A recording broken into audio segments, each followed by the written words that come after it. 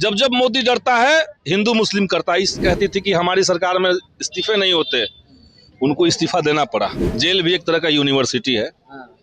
Jail में बहुत कुछ सीखने को मिलता है, एक नई दुनिया है। इल्जाम लगाया गया कि भाई भीड़ भड़का रहे थे।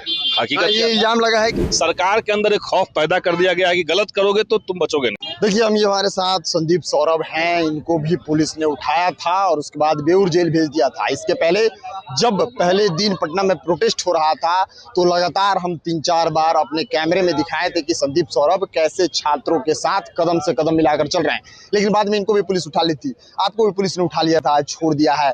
थोड़ा अनुभव बताएंगे। पहली बार सुने हैं कि जेल गए थे, तो अंदर का अनुभव कैसा रहा? अंदर देखिए, जेल भी एक तरह का यूनिवर्सिटी है। जेल में बहुत कुछ सीखने को मिलता है, एक नई दुनिया है।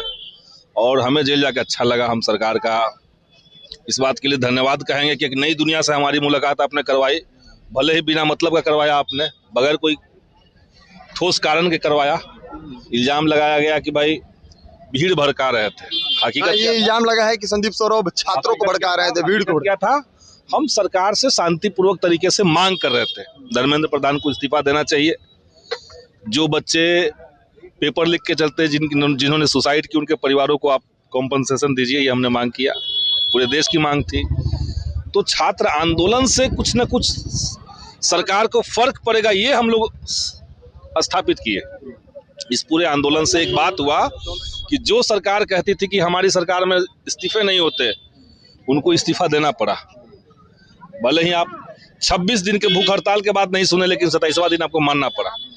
तो ये बहुत बड़ी जीत है छात्र आंदोलन की, और इस सरकार के पतन की शुरुआत है। अब नौजवान जान चुके हैं कि हिंदू मुस्लिम में कुछ नहीं रखा है। जब जब मोदी डरता है हिंदू मुस्लिम करता है। इस आंदोलन का बहुत बड़ा नारा था।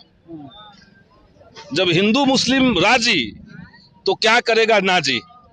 नाजी मतलब फांसीवादी, तानाशाह। ये सब नारे इस चुनाव में लगे, इस आंदोलन में लगे। तो नौजवानों का एक बड़ा उभार, एक वैचारिक उभार इस सरकार के खिलाफ, एक आक्रोश इस सरकार के खिलाफ दिख गया है। आने वाले समय में ये तानाशाह, गरीब विरोधी, छात्र विरोधी, शिक्षा रोजगार विरोधी जो सरकार है, उसको हम लोग उखाड़। बहुत सारे छात्रों के साथ आप बेऊर जेल में थे। जैसे परिजन से हम बात करें तो उन्होंने बताया कि छात्रों को जो है गुंडा प्रवृत्ति के लोगों के साथ सेल में रखा गया था। आप अंदर थे, आपसे कुछ ऐसी शिकायतें, चाहे आप अपने आंखों से देखें? हम लोग देखिए आमतौर पे घूम करके छात्रों से मिलते जुलते रहे, कोई खास शिकायत तो नहीं थी। खाना का थोड़ा जेल का खाना रहता है अपने तरीके का, लेकिन बाकी व्यवस्था हम लोगों को लगता है कि बाहर जितना सोचे हुए थे उतना तो खराब व्यवस्था नहीं है। क्या लगता है कि धर्मेंद्र प्रधान का इस्तीफा हो चुका है, अब पेपर लीक नहीं होंगे, अब सभी जो सिस्टम है वो सुधर जाएंगी, शिक्षा व्यवस्था? सरकार के अंदर एक खौफ पैदा कर दिया गया है कि गलत करोगे तो तुम बचोगे नहीं, ये है। बाकी इसका मतलब ये नहीं कि ये लोग का चाल चरित्र और चेहरा सुधर जाएगा। बीजेपी है, उसका मकसद है देश के एजुकेशन सिस्टम को कमजोर कर देना, सबको निजीकरण कर देना, प्राइवेटाइजेशन कर देना, महंगा कर देना। ये सब कर ही रही सरकार। तो धर्मेंद्र प्रधान से क्रांति नहीं हो जाएगी, लेकिन क्रांति की शुरुआत में लोगों का हौसला बढ़ा इस इस्तीफे से, ये एक बात है। हालांकि सभी छात्रों के ऊपर से केस वापस ले लिया गया है, लेकिन जैसे छात्रों के ऊपर धाराएं लगी, बीएनएस की धारा 109 तक लगी, धारा है सब छात्रों के ऊपर अब एक ही तरह के धारा लगाए जा रहे हैं। आपके लोग जो है वो घूस करके पथराव करवा दे रहे हैं, और आम छात्रों को आप घसीट ले रहे हैं कहीं से भी। तो ये सरकार का छात्रों को लेकर के जो समझदारी है वही दिखता है। ठीक है, चलिए।